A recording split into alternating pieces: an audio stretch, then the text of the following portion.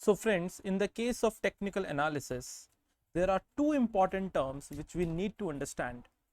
One is support level and another is resistance level. These two levels are the most important because these show the shift of price. If I tell you that the price was for a stock is, let's suppose, $100, and the price is keep on increasing, but after increase it reaches to $120, that is this level, and then it again falls back, and then it again rises, but it is not going beyond this level of 120, then we call this level as resistance. That this particular level of $120 is not allowing price to go further. Although we can see when the price is increasing from 100 towards 120, this price is an upward trend which shows that there is a big demand and buyers are demanding.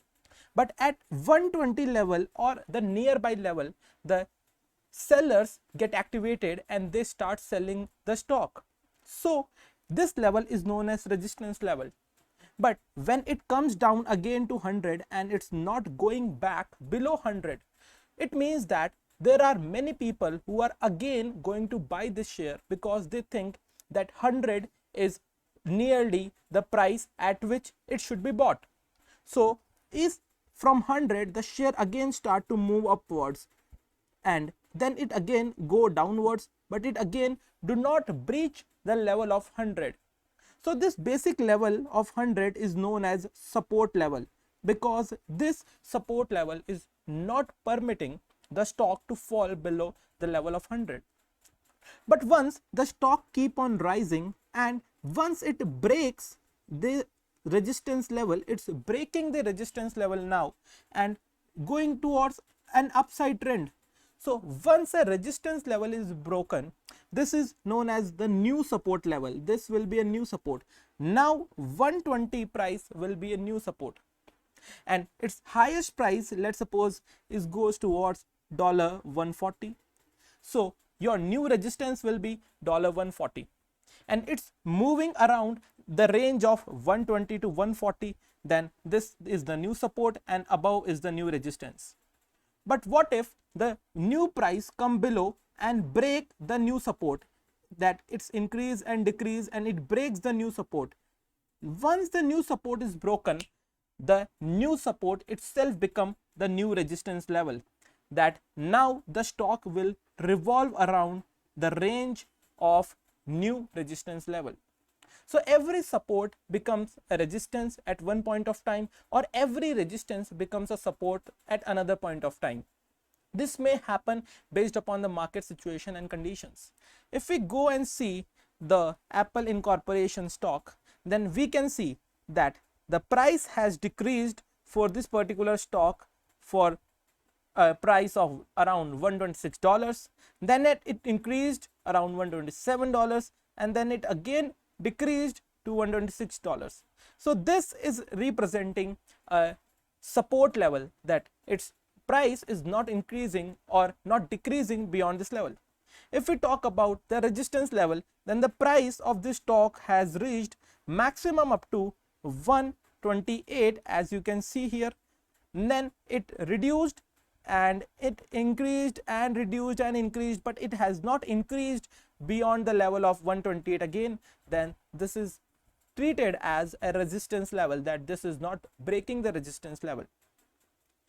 And if we see another stock, as you can see, that is Tesla Incorporation. So in this case, there is a support level here for $550 price, and then the price is increasing, decreasing, increasing, decreasing, but decrease of the price is not breaking this level of $560. So it means that this particular level is being treated as a support level, that the price is not breaking below this point. If we go and see Apple Incorporation share, then you can see in the long run I have taken 1 week's detail, and you can see there is a strong support and strong resistance level, strong support and strong resistance level, as you can see here.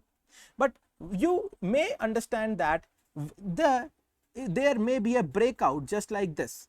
Once a resistance level is broken, then it go above and this become a new support level, and up to what point this particular price of the share goes, that becomes new resistance level.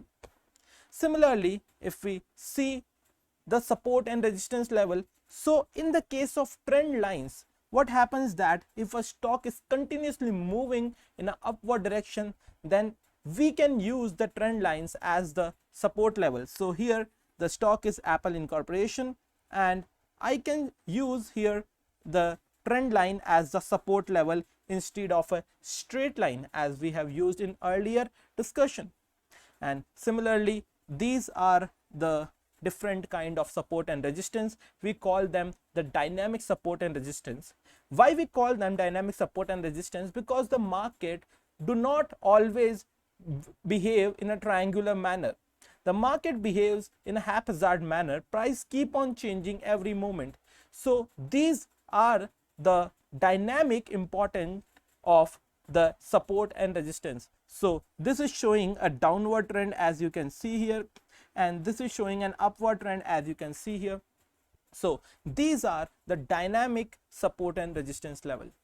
These help us to identify at what point we need to sell the shares or securities, and at what point we can buy the shares and securities, because if a pattern is repeating itself, if the history is repeating itself, then it will repeat itself in the future. That is the basic fundamental of our technical analysis.